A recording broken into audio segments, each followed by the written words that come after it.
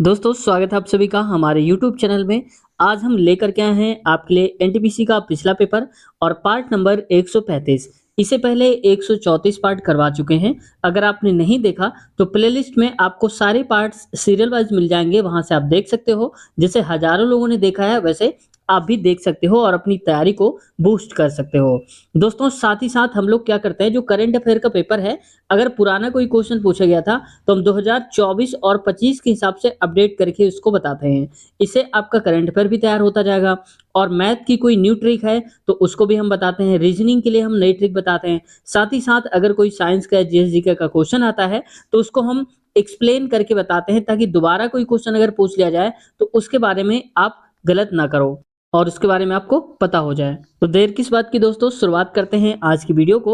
लेकिन आपसे रिक्वेस्ट है, चैनल को सब्सक्राइब नहीं किया है तो कर लीजिए, बेल आइकन भी दबा लीजिए, ताकि जब भी हमारी नई वीडियो आए आपके पास नोटिफिकेशन पहुंच जाए। दोस्तों अगर आप अपनी तैयारी को बूस्ट करना चाहते हो, आप अपने टाइम को भी मैनेज करना चाहते हो, तो आपके लिए बहुत अच्छा ऑफर चल रहा है इस वक्त। Yearly text book pass pro आप बाई कर सकते हो मात्र 307 रुपए में दोस्तों, जो इतना सस्ता मिल रहा है आपको। और अगर आप मेरा कोड यूज कर सकते हो, कूपन कोड KYD यूज करते हो, तो आपको 12% की और भी छूट मिल जाएगी, जो कि काफी प्रॉफिट आपको देने वाला है। साथ ही ये जो ऑफर है दोस्तों आपके लिए 28 से 31 दिसंबर तक चलने वाला है और इसमें आप हो सकता है गिफ्ट भी कई सारे जीत जाएं, हेडफोन, पेन टैब या वगैरह वगैरह और भी जीत सकते हो। दोस्तों अगर आप इसको परचेज करते हो तो साल भर आप पढ़ सकते हो, जिसमें से 70,000 से भी ज्यादा आपको प्रैक्टिस सेट देखने को मिलेंगे और 7,000 से ज्यादा आपको प्रीवियस ईयर क्वेश्चन मिलेंगे। साथ ही लाइव प्रो वीडियोस भी आप देख सकते हो और अपनी रैंक भी आप जान सकते हो कि आपका कंपटीशन लेवल कैसा है, आपकी तैयारी कैसी है। बाकी सारे जो ऑल इंडिया के कंपटीटर्स हैं उनसे आप अपनी रैंक की कंपैरिजन भी कर सकते हो। तो लिंक नीचे है, अगर आप खरीदना चाहते हैं तो डिस्क्रिप्शन में आपको लिंक मिल जाएगी, वहां से आप क्लिक करके परचेज कर सकते हो। निम्नलिखित हस्तियों में से किसे कुष्ठ रोग उन्मूलन के क्षेत्र में योगदान के लिए 2018 में गांधी शांति पुरस्कार से सम्मानित किया गया था? तो ये दोस्तों मिला था योही ससाकावा को और पूछ लिया गया था, ये जो इंपॉर्टेंट क्वेश्चन है। तो ऑप्शन इसका पहला सही उत्तर हो जाएगा। अब दोस्तों आपसे 18 का नहीं 2024 का पूछा जाएगा। तो 2024 में शांति पुरस्कार मिला है दोस्तों मिशेल बेचलेट को। और ये है दोस्तों मिशेल बेचलेट, पूर्व राष्ट्रपति हैं चिली के। चिली एक कंट्री है, वहां के पूर्व राष्ट्रपति हैं मिशेल बेचलेट। उनको मिला हुआ है गांधी शांति पुरस्कार। ये दोस्तों दिया जाता है इंदिरा गांधी मेमोरियल ट्रस्ट एक है, उसके द्वारा दिया जाता है। और इसकी शुरुआत हुई थी, अगर हम बात करें शांति पुरस्कार की, तो ये 1986 में शुरुआत की गई थी। और जो भी इसको दिया जाता है, मतलब जिस व्यक्ति को ये मिलता है, तो उसमें 1.2 करोड़ रुपए मिलते हैं। साथ में एक पट्टिका मिलती है और एक प्रशस्ति पत्र मिलता है, यानी कि सर्टिफिकेट टाइप का मिलता है। तो ये चीजें देखने को मिलती हैं। पहले इसकी राशि 1 करोड़ थी, अब बढ़ाकर 1 करोड़ 20 लाख कर दी गई है। उम्मीद है इस क्वेश्चन से काफी कुछ सीखने को मिला होगा। आगे बढ़ते हैं नेक्स्ट क्वेश्चन पे। भारतीय संविधान के किस अनुच्छेद में पंचायतों और स्थानीय निकाय शासन से संबंधित प्रावधान शामिल हैं? तो ये शामिल है दोस्तों ऑप्शन नंबर चौथा, यानी कि अनुच्छेद 243 में। सही ऑप्शन चौथा हो जाएगा। दोस्तों वहीं अगर हम बात करें कि आर्टिकल नंबर 51 का ए है, क्या कहता है, तो ये हमारे मौलिक कर्तव्यों को दिखाता है, यानी कि इसमें मौलिक कर्तव्यों का वर्णन किया गया है। ये हो सकता है आपसे दोबारा पूछ लिया जाए, जिसमें से शांति, सहयोग निम्न रूप से शामिल हैं। और अनुच्छेद 21 कहता है कि 6 से 14 वर्ष के सभी बच्चों को अनिवार्य एवं निःशुल्क शिक्षा प्रदान की जाए। ये अनुच्छेद 21 के तहत रखा गया है। अनुच्छेद 270 क्या है, तो ये है दोस्तों केंद्र द्वारा जो एकत्रित टैक्स होता है, यानी कि कर कह सकते हो, ये राज्यों और संघों में कैसे कैसे बंटवारा होगा उसके बारे में बात की गई है अनुच्छेद 270 में। वहीं 243 मैंने आपको बता दिया, यहाँ पर पंचायतों और स्थानीय निकाय शासन की बात हो रही है। आगे बढ़ते हैं। भारत के राष्ट्रीय प्रतीक के नीचे उत्कीर्ण सत्यमेव जयते शब्द कहाँ से लिया गया है? तो ये दोस्तों लिखा गया है लिया गया है मुंडक उपनिषद से लिखा गया है। तो ऑप्शन पहला सही उत्तर है। ये मुंडक उपनिषद कह सकते हो इसको, ये भी लिखा रहता है, तो ऑप्शन पहला सही उत्तर हो जाएगा। तो मैंने कल की वीडियो में आपको बताया था कि वहां पर शेर दिखाए थे कैसे कैसे बने हुए हैं और नीचे यहाँ पर लिखा रहता है, तो वही बात हो रही है। सत्यमेव जयते लिखा होता है। अब सत्यमेव जयते का मतलब होता है सदैव सत्य की जीत होती है, विजय होती है। 1942 में किस प्रधानमंत्री के निर्देशानुसार क्रिप्स मिशन भारत आया था? यानी कि कहना चाहता है जो 1942 में क्रिप्स मिशन आया था, वो किसके नेतृत्व में आया था? तो ये दोस्तों विंस्टन चर्चिल के नाम से जाना जाता है। इसके ही नेतृत्व में आया था क्रिप्स मिशन, ऑप्शन दूसरा। अब देखो यहाँ से क्वेश्चन हो सकता है कि आप लोगों से ये पूछ लिया जाए कि क्रिप्स मिशन भारत कब आया, क्योंकि ये पूछा गया है एक दो बार। मुझे याद तो नहीं है कि एनटीपीसी में था या ग्रुप डी में था, लेकिन पूछा गया है। ये कब आया था? तो 1942 में आया था। और आपको याद होगा एक चीज और था, 8 अगस्त 1942 को एक आंदोलन हुआ था जो कि बहुत ही महत्वपूर्ण आंदोलन है। आप लोग जरा बताना कि ये कौन सा हुआ था 8 अगस्त 1942 को, कौन सा आंदोलन हुआ था? किसी राशि के 32% के 40% का 60% 432 के बराबर है, राशि रुपए में ज्ञात करिए। देखो जब कभी ऐसा क्वेश्चन आए तो डायरेक्ट आप समझो कि यहाँ पर लिखा होगा 32%, का मतलब होता है नीचे 100 लिखते हैं जब परसेंट हंसता है, और का मतलब का की के कुछ भी आ जाए आप गुणा लगाना। अब इसके बाद लिखा है 40, तो आप लिखेंगे 40 बटे में 100, गुणे में यहाँ पर आ जाएगा 60 बटे में 100। ठीक है, बराबर में कितना लाना है? 432, तो यहाँ लिखेंगे 432। थोड़ा और सही से लिख देता हूँ, वरना आप कहेंगे कैसे लिख दिया, 432। ठीक है, अब देखो 1 जीरो 2 जीरो, तो 2 जीरो यहाँ से उड़ा दो। ठीक है, अब इसके बाद इसको काटो 6 से इधर वाले को, 6 से रंग 36 और 6 सते 42, यहाँ पर आ जाएगा 7। ठीक है, बचा कितना हमारे पास? 1, 6 दूनी 12 यानी कि 72 हो गया। 4 से काटो तो 4 एकम 4, 3 बचा, 4 अठे 32। ठीक है, और भी देखो कट रहा है क्या? तो इसको फिर काट दो 2 से, 2 एकम 2, 2 छक के 12 यानी कि 16, और इसका आधा 9। ज्यादा हौच पौच हो गया, मैं यहाँ पर लिख देता हूँ 16 बटे में 100 और गुणे में 1 बटे में 100 बराबर में 9। इतना बचा। मैंने आपको समझाने के लिए लिखा है, वरना डायरेक्ट भी आपको यहाँ पर पेपर में जब आप करेंगे तो आपको ये जीरो डायरेक्ट यहाँ लगा देना है, यानी कि ये जीरो और इतने जीरो 16 के बराबर, यानी कि इस प्रकार से आपको लिखना है। ठीक है, अब हमें एक की वैल्यू बतानी है, तो आप देखो काट लो। अगर कट रहा है तो ये कटेगा क्या? 8 से काटता हूँ, 8 दूनी 16 और बराबर में ये 2 आएगा, 1 नहीं आएगा। 8 एकम 8 बचेगा हमारे पास कितना? 1, ये हो जाएगा 10, तो 8 एकम 8 फिर जाएगा 2, 8 दूनी 16 बचेगा 4, तो 8 पंच 40 और 0। फिर इसको काटिए तो ये 2 एकम 2, 2 पंचे 10 हो जाएगा।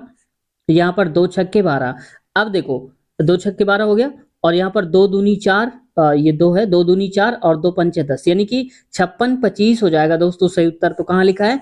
ऑप्शन नंबर पहले में सही उत्तर देख रखा है, 56 25 राइट हो जाएगा। आगे बढ़ते हैं, अगला है उस पद की पहचान करें जो निम्न श्रेणी से संबंधित नहीं है।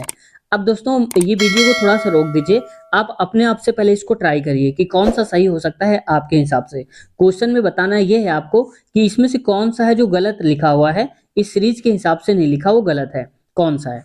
चलो देखते हैं इसको, उम्मीद है आपने ट्राई जरूर किया होगा। तो देखो 5 और 11, पहले नंबर वाला देखो, 5 11 यानी कि 6 का अंतर है। दूसरे में देखो 11 से 24 हो गया, तो कितने का अंतर रहा होगा? 13 का अंतर। अब इसके बाद देखो 24 से हो गया 51, तो कितने का अंतर है? ठीक है, इतना है 27। अब देखो 51 से 105 हो गया, मतलब यहां से एक चीज देखो जरा, यानी कि इसका डबल कर दो, एक जोड़ दो, 6 का दोगुना कितना होता है? 12 प्लस 1, 13 दूनी 26 प्लस 1 27। अब क्या होना चाहिए? 27 दूनी 54, यानी कि 55 का अंतर होना चाहिए अगले वाले में। तो चेक करते हैं है या फिर नहीं है इसमें से।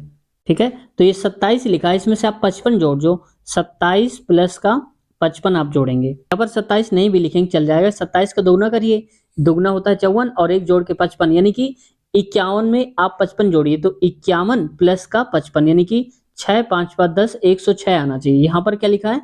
105 लिखा, बस यहीं से गलती हो गई है, 105 की जगह पे 106 होना चाहिए। ऑप्शन नंबर पहला ही सही उत्तर हो जाएगा हमारा। क्वेश्चन है अगला, 5.4 का होल क्यूब माइनस 0.0464 का मान ज्ञात करिए। नीचे भी है 5.4 ऐसे करके लिखा है। देखो दोस्तों ऐसे क्वेश्चन जब कभी आ जाए ना, तो आप लोग डायरेक्ट सॉल्व करने मत बैठा करो कि जैसे आप कहने लगो कि 5.4 इंटू 5.4 3 बार आप गुणा कराओ। ऐसे करोगे तो टाइम आपका वेस्ट होगा। आपको स्मार्ट तरीके से करना है, क्योंकि आपको सिलेक्शन लेना है 2024 की वैकेंसी में।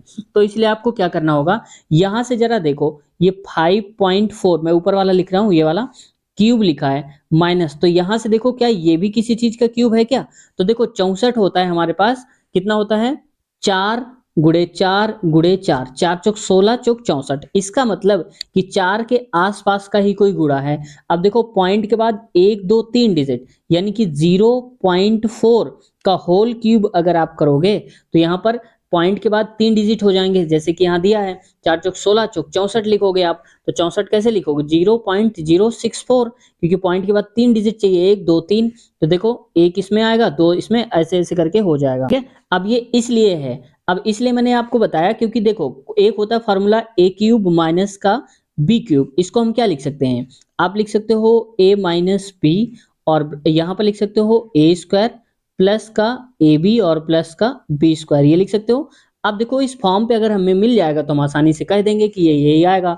अब देखो नीचे क्या लिखा हुआ है, नीचे ध्यान दो, यहाँ पर ए स्क्वायर और ये 0.16 को हम लिख सकते हैं 0.4 का होल स्क्वायर।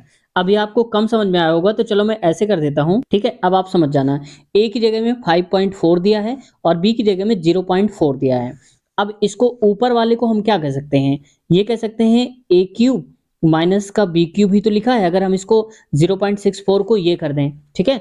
और नीचे क्या लिखा हुआ है? नीचे लिखा है ए स्क्वायर और प्लस का ए बी और प्लस का बी स्क्वायर लिखा हुआ है। तो आप बताओ जरा सा कि अगर मैं यहाँ पर नीचे डिवाइड करता हूँ तो ये वाले से ये कट जाएगा, क्योंकि हम इस वाले को ऐसे ऊपर लिख सकते हैं। तो बचेगा, बचे क्या? ए क्यूब माइनस का बी क्यूब बचेगा। माफ कीजिएगा, यहाँ पर क्यूब नहीं है, ये ए माइनस बी है, तो क्या बचेगा? ए माइनस का बी, यानी कि पूरा हटाकर हम ए माइनस बी कर दें। और ए की जगह में क्या है? 5.4 और माइनस बी की जगह में क्या है? 0.4। तो मैं डायरेक्ट यहाँ लिख देता हूँ 0.4। अब इसको डिवाइड घटा लो तो पॉइंट पॉइंट तो वही रहेगा, 4 में से 4 गया तो 0 आएगा, पॉइंट में से पॉइंट, और यहाँ पर देखो 5 में से 0 गया तो 5 आएगा, यानी कि 5.0 आएगा। सही उत्तर क्या हो जाएगा? ऑप्शन नंबर दूसरा करेक्ट आंसर हो जाएगा। भारत और चीन के बीच स्थित कारकोरम या काराकोरम भी बोलते हैं उसको, दर्रा जो है नामक पहाड़ी दर्रा इनमें से किसके निकट स्थित है?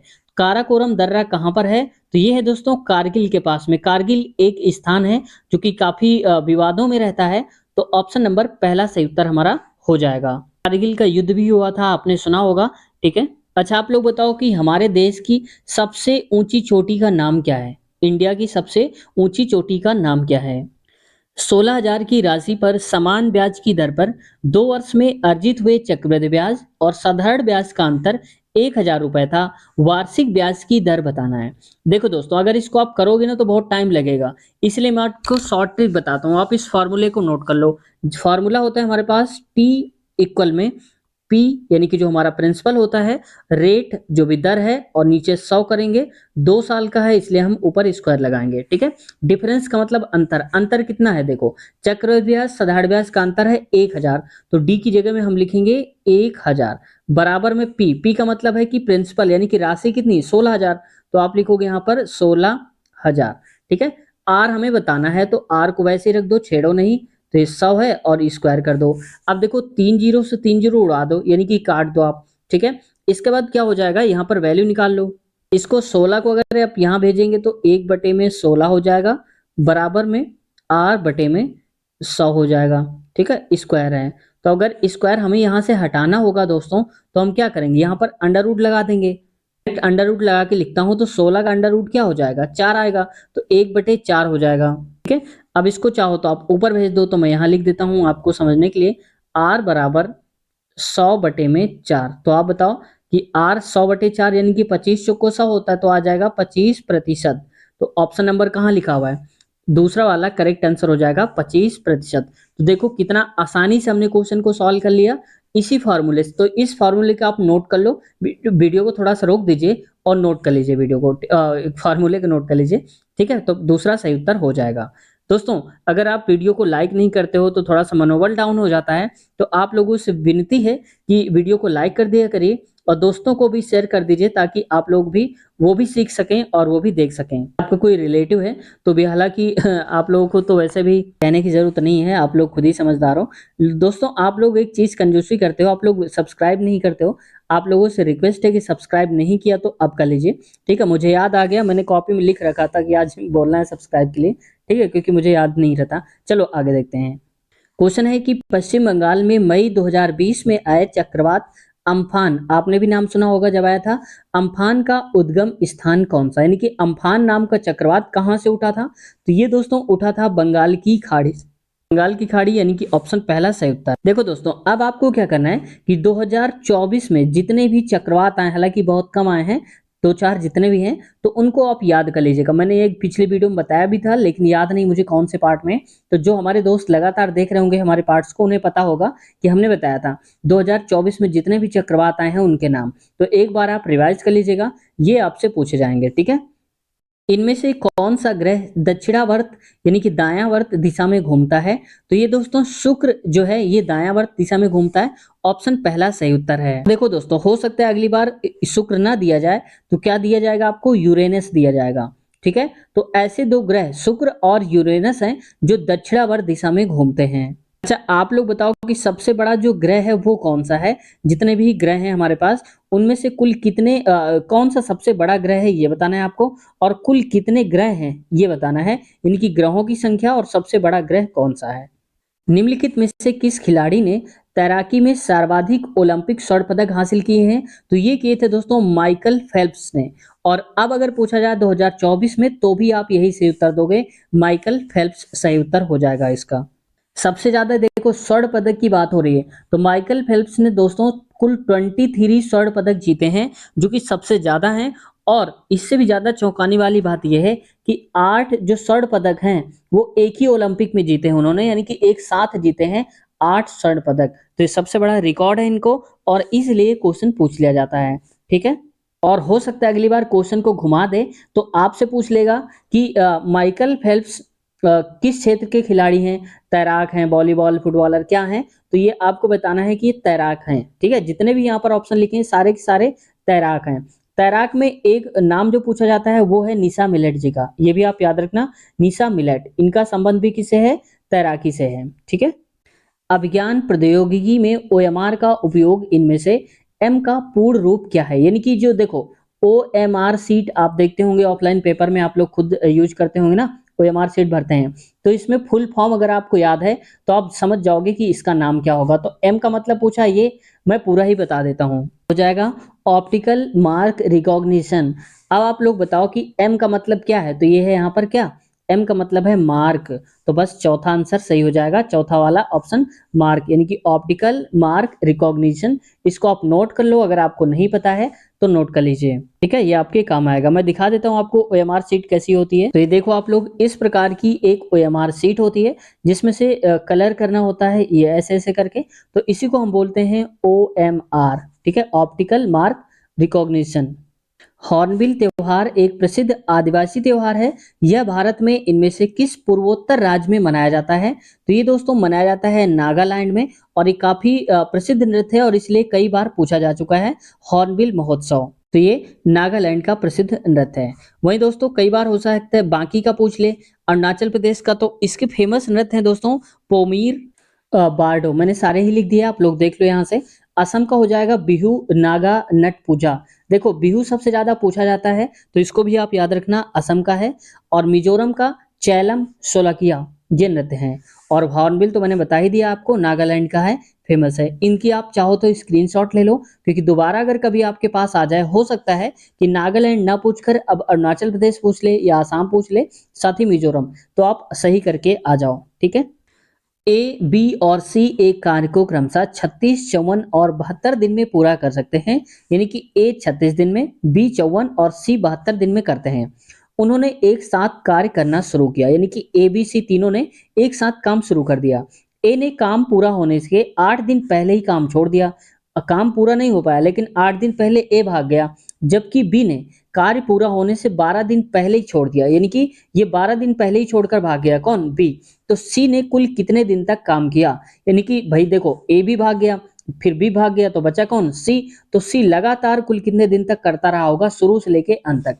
तो इसकी मैं शॉर्ट ट्रिक आपको बताता हूं। सबसे पहले आप वही कर लो जो नॉर्मल तरीके से आप करते थे। ए करता था 36 दिन में, वहीं पर बी 54, और यहाँ पर सी कितने दिन में? 72 दिन में। इन सभी का ले लो आप एलसीएम। तो एलसीएम लेंगे तो आ जाएगा 216। आप लेकर कर लेना एलसीएम, मैं डायरेक्ट बता देता हूँ क्योंकि मुझे याद है इसलिए। 36। अब 36 यानी कि डिवाइड करोगे आप 36 से तो ये आ जाएगा दोस्तों 6 बार में जाएगा, तो यहाँ पर लिखेंगे 6। ठीक है, वहीं पर अगर आप 54 से काटेंगे तो जाएगा 4 बार में, तो यहाँ पर 4 लिख दिया। 72 से अगर आप काटेंगे तो ये जाएगा 3 बार में, मैंने लिख दिया 3। यानी कि कुल काम हो गया 216। लेकिन यहाँ पर छोड़कर भाग रहे हैं तो इसकी भी ट्रिक देखो, 216 काम था, प्लस करना है। जब कभी छोड़कर भागे तो आपको प्लस लगा देना है उसी काम के, यानी कि एलसीएम के आगे ही। अब देखो छोड़कर कौन भाग रहा है, ए ने 8 दिन पहले काम छोड़ा, तो आप बताओ ए 6 काम करता है एक दिन में, 8 दिन में कितने काम कर जाता, 6 8 48, तो बस यही 48 यहाँ पर लिख दो, या 48 लिखा हुआ है, 98 मत समझना, 48 है। ठीक है, प्लस अब फिर देखो बी छोड़कर भागता है 12 दिन पहले, तो बी काम कितना करता है, एक दिन में 4 काम, भाई यही तो काम है उसका, और 12 दिन में कितना कर डालता, तो 12 3 36, 12 चौक 48, इसका मतलब 48 दिन ये भी करता, तो ये भी मैं नीचे लिख देता हूँ, हो सकता है स्क्रीन में कट जाए, 48। तो बस आप जोड़ लो इस पूरे को, 216, 48 और 48, ये आ जाएगा कुल 312, तो यहाँ लिखता हूँ 300। ठीक है, तो ये आ जाएगा 312। टोटल देखो कितना काम हुआ, तीनों मिलकर कर रहे हैं, तो कितना करेंगे, 6 4 10 और 3 13, तो भाई तीनों की ही तो क्षमता बढ़ जाएगी ना, तीनों मिलकर कर रहे हैं तो जुड़ जाएगी, 6 4 10 3 ये 13 हो जाएगा, तो 13 से भाग दे दो, जो आंसर आ जाए वही हमारा सही उत्तर हो जाएगा। तो काटो, 13 दूनी 26 हो जाएगा, बचा कितना है यहाँ पर हमारे पास, 5 बचा, तो 5 यानी कि 52, 13 चौक 52 यानी कि 4, 24 दिन दोस्तों सी लगा रहा होगा लगातार, तो बस ऑप्शन नंबर पहला सही उत्तर हो जाएगा, 24 दिन करेक्ट आंसर। ठीक है, तो देखा कितना आसानी से हमने इसका आंसर पता कर लिया, तो आपको भी ऐसे ही करना है। अगर मान लो केवल ए छोड़कर भागता, बी ना भागता, तो हम दोनों की क्षमता को जोड़ करके ही रखते। वैसे अगर आप इस चैप्टर को कंप्लीट पढ़ना चाहते हैं बेसिक से एकदम हाई लेवल तक, तो मैंने इसके जो है कंप्लीट चैप्टर करवा दिया, स्टार्टिंग से लास्ट तक के क्वेश्चंस करवाए हाई लेवल तक के, तो इसी वीडियो के नीचे मैं लिंक दे दूंगा आपको, वहां से आप इस पूरे चैप्टर को कंप्लीट देख सकते हो। दो व्यक्ति ए और बी क्रमशः 3 किलोमीटर और 4 किलोमीटर प्रति घंटा की चाल से एक बिंदु से चलना शुरू करते हैं। यदि वे एक ही दिशा में आगे बढ़ते हैं तो 6 घंटे बाद उनके बीच की दूरी कितनी हो जाएगी। देखो दोस्तों, मान लो कि एक यहां से यहां तक चलते हैं, ए बिंदु है, दूसरा बिंदु है, अब दोनों ही चलना शुरू करते हैं, ये चलता है 3 की स्पीड से और ये चलता है मैं यहाँ पर बी मान लेता हूँ, बी चलता है 4 की स्पीड से, ये इनकी चाल है, हर घंटे इतना चलते हैं। तो आप बताओ अगर दोनों को चला दिया जाए एक एक घंटे के लिए, तो एक घंटे में ये तो जाएगा 3 किलोमीटर और ये जाएगा 4 किलोमीटर, तो कितने का अंतर आ रहा है एक घंटे में, तो आप कहेंगे एक घंटे में 1 किलोमीटर का अंतर आएगा। भाई ये 4 किलोमीटर चला जाएगा और ये 3 ही किलोमीटर जा पाएगा, ये 3 ये 4, तो 1 किलोमीटर का अंतर हो गया एक घंटे में। अब कह रहा है कि 6 घंटे में उनके बीच की दूरी कितनी होगी, तो आप बताओ कि 1 घंटे की वैल्यू 1 किलोमीटर। ठीक है, तो 6 घंटे की वैल्यू क्या होगी, 6 से गुणा करा दो, यहां भी 6 से गुणा, तो 6 किलोमीटर हो जाएगा, तो ऑप्शन नंबर पहला वाला सही उत्तर हमारा हो जाएगा। यानी कि हर घंटे 1 1 किलोमीटर का फासला बढ़ेगा, 6 घंटे में कुल 6 किलोमीटर का फासला हो जाएगा, यही सही उत्तर हो जाएगा हमारा। 3 ट्रेनों की चालों का अनुपात 2:3:5 है। इन गाड़ियों द्वारा समान दूरी तय करने में लगने वाले समय का अनुपात ज्ञात करिए। यानी कि देखो दोस्तों, अगर कोई चाल है, किसी की चाल अगर 2 किलोमीटर है और किसी की 3 है और किसी की है 5, जो कि यहाँ पर दे के रखा है, तो आप बताओ कि जो ज्यादा तेज चलेगा वो सबसे कम समय लेगा और जो धीरे चलेगा 2 की स्पीड से तो सबसे लेट तो ही पहुंचेगा ना। तो इसका मतलब कि जब कभी आपके पास चाल दिया जाए और पूछ लिया जाए समय, तो चाल जो भी चाल दिया होगा उसको आप डायरेक्ट समय निकालने के लिए कर दोगे, 1 में जो चाल दिया होगा वही उसका क्या निकल आएगा, समय निकल आएगा।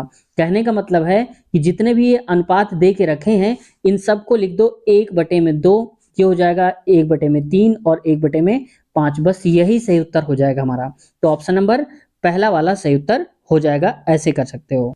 अतुलित एक पुरानी साइकिल 4000 में खरीदता है और इसके मरम्मत के लिए 400 रुपए खर्च करता है। यदि वह उस साइकिल को 5000 में बेचता है तो उसका प्रतिशत लाभ ज्ञात करिए। ठीक है, तो देखो अगर प्रतिशत लाभ, उसने खरीदा कितने का है, 4000 रुपए में खरीदा है, लेकिन सिर्फ इसी को सीपी नहीं मानोगे आप, क्यों, क्योंकि जितना हमारी जेब से पैसा लगता है उसको हम सीपी बोलते हैं। उसने 4000 का तो खरीद लिया, लेकिन 400 रुपए और भी तो खर्च करें, तो इसका मतलब कितने की हो गई होगी, 4000 प्लस का 400 रुपए, तो कितना हो जाएगा, 4400 रुपए हो जाएगा। यानी कि अब हम सीपी बोलेंगे 4400 रुपए है उसका। ठीक है, इतना 4400 हो गया। यदि वह उस साइकिल को 5000 में बेचता है तो उसका प्रतिशत लाभ बचाओ। अब देखो 4400 रुपए उसने लगाए अपनी जेब से और बेच कितने का दिया, 5000 का बेचा। तो आप बताओ 4400 और 5000 का अंतर कितने का है? ये क्या आप कहेंगे 600 रुपए का। खरीदा कितने का था, 4400 रुपए का। अब आप 44 की जगह पे ये नहीं रख देना कि 4000, नहीं, उसका सीपी पूरा मिला के होगा, भाड़ा वाड़ा मिला करके, तो ये 4400 हो गया। गुणे में 100 कर दो क्योंकि प्रतिशत निकाल रहे हैं। डबल जीरो से डबल जीरो आप काट दो और 2 से कट सकता है तो काट दो, 2 3 या 6, 2 दूनी 4, 2 दूनी 4, और भी काटो तो चलो मैं इसको ऐसे लिख देता हूँ। ये हो जाएगा 300, 3 गुणे 100 करेंगे आप इसको, तो ये हो जाएगा 300 और बटे में 22 हो जाएगा। ठीक है, तो इसको और भी अभी आप काट सकते हो 2 से, 2 एक कम 2, 2 एक कम 2, ऊपर भी 2 एक कम 2, 2 पंचे 10, ये आएगा, यानी कि 150 बटे में 11 आ जाएगा। तो स्लाइड में जगह नहीं इसलिए मैं थोड़ा ऊपर वाला हटा देता हूँ, फिर मैं इसको सॉल्व करता हूँ। 150 बटे 11, ठीक है, तो ये ऊपर लिख देता हूँ 150 बटे में 11। अब इसको आप काटिए तो 11 एक कम 11 हो जाएगा, बचा कितना 4, तो 11 तीन 33 हो जाएगा, बचा कितना हमारे पास यहाँ पर बचाएगा 7, तो लिखेंगे 7 बटे में 11। तो बस ये हो जाएगा सही उत्तर 13 सही 7 बटे 11%। तो कहाँ है, चौथे नंबर पे लिखा गया है 13 सही 7 बटे 11 सही उत्तर हो जाएगा। नीति आयोग का गठन कब किया गया था, तो ये दोस्तों मैंने बताया था ऑलरेडी, एक बार बता चुका हूं। नीति आयोग का गठन 1 जनवरी 2015 में हुआ था। अब ये रिपीटेड क्वेश्चन है, 3 से 4 बार आ चुका है ये क्वेश्चन, और इस साल 2024 की वैकेंसी में भी आपको देखने को मिलेगा, ये 100% श्योर है, क्योंकि अभी भी वही योजना लागू है और वही भी प्रधानमंत्री भी हैं। तो देखो नीति आयोग की शुरुआत हुई थी 1 जनवरी 2015 को। अच्छा मैं बता देता हूँ, नीति आयोग की जो उपाध्यक्ष हैं वो है दोस्तों सुमन बेरी। ये भी आपको बता चुका हूँ, जैसा कि रिपीटेड क्वेश्चन है मैंने बताया भी। तो सुमन बेरी इसके उपाध्यक्ष हैं नीति आयोग के, लेकिन आपको बताना है कि इसके अध्यक्ष कौन है। उपाध्यक्ष तो मैंने बता दिया, जो आप में से कम लोग पता रहता है, लेकिन अध्यक्ष आप लोग बताओ कि अध्यक्ष कौन है। ठीक है, कमेंट सेक्शन में आप लोग बताने की कोशिश करो। नीति आयोग का फुल फॉर्म भी पूछा जा चुका है। तो नीति का मतलब होता है नेशनल इंस्टीट्यूशन ट्रांसफॉर्मिंग इंडिया। ठीक है, याद रखना, national institution for transforming India, ये होता है इसका फुल फॉर्म। आगे बढ़ते हैं, पारा का सामान्य नाम क्या है, तो ये दोस्तों है क्विक सिल्वर के नाम से भी हम पारा को जानते हैं। ऑप्शन पहला सही उत्तर हो जाएगा, और ये भी रिपीटेड क्वेश्चन है, और ये ग्रुप डी का रिपीटेड क्वेश्चन है जो कि एनटीपीसी में देखो पूछ लिया गया है। तो पारा का सामान्य नाम क्या है, क्विक सिल्वर। अब क्वेश्चन देखो, साइंस तो वही होती है, बस घूम फिर के कभी एलपी में आ गई, कभी इसमें आ गई, तो वही आते रहते हैं घूम फिर के क्वेश्चन। तो अगर आप ये सारे क्वेश्चन याद भी कर लेते हो ना, तो बहुत ज्यादा हेल्प होने वाली है आपकी। देखो पर्ल एस लिखा हुआ है, तो पर्ल एस का मतलब क्या होता है, ये मोती की राख इसको बोलते हैं, और इसका फॉर्मूला होता है पोटेशियम कार्बोनेट। ठीक है, K2CO3 पोटेशियम कार्बोनेट होता है, और ये मोती की राख भी इसको हम बोलते हैं। आगे बढ़ते हैं, NSE national stock exchange of India का मुख्यालय कहाँ पर स्थित है, तो ये है दोस्तों मुंबई में स्थित है। और मुंबई कहाँ पर, एमएच यानी कि महाराष्ट्र में है, याद रखना। एनएसई की स्थापना हुई थी दोस्तों 1992 में, हो सकता है ये पूछ लिया जाए। और इसके जो प्रवर्तक होते हैं, हेड होते हैं, वो होता है SBI, state bank of India, और यहाँ पर होता है एलआईसी और जीआईसी और आईडीबीआई जो बैंक हैं, ये भी इसके हेड होते हैं, यानी कि इनसे मिलकर के बना हुआ है, जो कि इसमें सबसे ज्यादा मेन एसबीआई को माना जाता है। आप लोग बताओ कि भारत की जो राजधानी है वो तो दिल्ली है, लेकिन भारत की वित्तीय राजधानी क्या है, ये बताइए, देखते हैं कितने लोगों को पता है। भारत की वित्तीय राजधानी क्या है, financial capital of India. Soda water में कौन सी गैस पाई जाती है, तो ये दोस्तों कार्बन डाइऑक्साइड यानी कि CO2 पाई जाती है सोडा वाटर में। ठीक है, जो खाने वाला होता है। और इसमें देखो यहाँ पर कहा जाता है हाइड्रोजन कार्बोनेट भी होता है, यानी कि H2CO3। ठीक है, ये भी याद रखना। और जो फ्रेयान है, इसका एटॉमिक नंबर होता है 87, याद रखेंगे आप, क्योंकि 87 तो नहीं, लेकिन बाकी एटॉमिक नंबर पूछे जा चुके हैं। एनटीपीसी में नहीं पूछा गया, ग्रुप डी में पूछे गए हैं एटॉमिक नंबर। ठीक है, आप लोग बताना। और हाइड्रोजन का तो एक होता है, नाइट्रोजन का मैं आप पर छोड़ता हूं, आप लोग बताना कि नाइट्रोजन का एटॉमिक नंबर यानी कि परमाणु संख्या क्या होती है। यदि x cube plus 1 x cube बराबर 18 है, तो x प्लस 1 एक्स का मान ज्ञात करिए। देखो दोस्तों, फार्मूला तो रियल में हमारे पास ये होता है कि अगर x प्लस 1/x बराबर a दे के रखा है, तो x क्यूब प्लस का 1/x क्यूब बराबर होता है यहाँ पर a क्यूब माइनस का 3a, ये होता है फॉर्मूले में। लेकिन अब की बार क्या है कि यहाँ पर a क्यूब माइनस 3a की जगह में दे के रखा है 18 और a की वैल्यू पूछा है, तो मैं पूरा हटाकर डायरेक्ट ये लिख देता हूँ ये वाला और इक्वल में इसके 18। ठीक है, इतना है, तो आप इसको थोड़ी देर के लिए भूल जाओ, इसको याद रखो। अब आपको सॉल्व करने नहीं बैठना, ऑप्शन से उठाओ। तो अगर हम a की जगह पे 1 रखते हैं तो क्या होगा, तो अगर 1 रखेंगे तो 1 का क्यूब 1 होगा, माइनस 3 इंटू 1 यानी कि 3 होगा। अब बताओ 1 में से 3 जाएगा तो माइनस का 2 आएगा, 18 तो नहीं आएगा, इसका मतलब 1 नहीं हो सकता। अब a की जगह में आप 3 रख के देखो, तो 3 रख के देखेंगे तो 3 यानी कि 3 3 को 9, 3 27, माइनस 3 3 का 9, तो ये हो जाएगा 9, बराबर में हमें लाना है 18। 27 में से 9 हटा दो तो बचेगा 18, जो कि 18 के बराबर आ रहा है। इसका मतलब कि a की वैल्यू हमारी क्या हो जाएगी, 3 हो जाएगी। और हमें यही बताना था कि वैल्यू x प्लस 1/x की वैल्यू क्या होती है, a के बराबर। तो बस ऑप्शन हमारा सही उत्तर हो जाएगा, तीसरा वाला करेक्ट आंसर। तो साथियों आज हमने 75 तक के क्वेश्चंस कंप्लीट कर लिए, बचे हुए क्वेश्चंस कवर करेंगे हम नेक्स्ट पार्ट में। तो अगले पार्ट की लिंक आपको इसी वीडियो के नीचे डिस्क्रिप्शन में मिल जाएगी, वहां से आप देख सकते हो।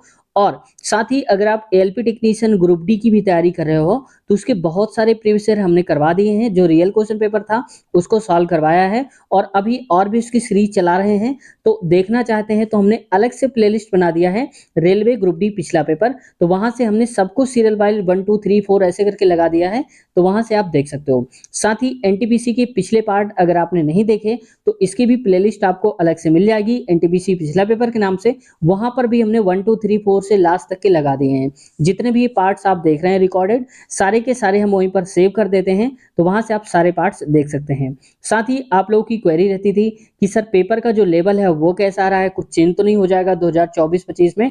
तो देखो हाल ही में अभी टेक्नीशियन का पेपर चल रहा है, जब मैं इस वीडियो को रिकॉर्ड कर रहा हूं तो हम वहां पर ग्राउंड में जाते भी हैं, जो वहां पर आयोन डिजिटल है वहां भी हम गए हैं और कई सारी वीडियोस वहां की कैंडिडेट से पूछी है, जो पेपर दे के निकलते हैं उनका रिव्यू लिया है, कैसा पेपर रहा कैसा कुछ रहा। तो उसकी भी वीडियो अगर आप देखना चाहते हैं तो नीचे हमने देख लेना, लिंक मिल जाएगी आपको, या फिर हमने अलग से प्लेलिस्ट बना दिया है एग्जाम रिव्यू के नाम से, तो वहां से आप सारी वीडियोस को देख सकते हो। जितनी भी वीडियोस मैंने आपको बताई, NTPC group D LP technician या रेलवे इंटरव्यू एग्जाम रिव्यू, सबकी एक एक वीडियो की लिंक मैं इसी वीडियो के नीचे दे दूंगा डिस्क्रिप्शन में। जिस वीडियो को आप अभी देख रहे हो तो नीचे चेक कर लेना, डिस्क्रिप्शन में लिंक होगा, वहां से आप देख सकते हो। साथ ही मैंने ये भी बता दिया कि इसके आगे वाले क्वेश्चंस आप नेक्स्ट पार्ट में देख पाएंगे, जिसकी लिंक आपको ऊपर मिल जाएगी डिस्क्रिप्शन बॉक्स में इसी वीडियो के। देख लेना, अगला पार्ट लिखा होगा, क्लिक करते ही आगे पार्ट में पहुंच जाएंगे। हो सकता है कि अभी वीडियो रिकॉर्ड ना हुई हो तो अगले दिन आपको उसकी लिंक मिल जाएगी या कुछ समय बाद आपको मिल जाएगी। दोस्तों आज की वीडियो कैसी लगी कमेंट सेक्शन में जरूर बताइए। किसी भी टाइप का कोई आप लोगों का क्वेश्चन है तो कमेंट्स करिए, हम आप सबका रिप्लाई देने की कोशिश करेंगे। जितने भी लोगों ने अब तक कमेंट्स करा होगा उन्हें पता होगा हमने सभी का रिप्लाई दिया है। तो देर किस बात की, नीचे डिस्क्रिप्शन में लिंक है, क्लिक करिए। मुलाकात करते हैं फिर से अगले पार्ट में। अपना ख्याल रखिए, टेक केयर, बाय बाय।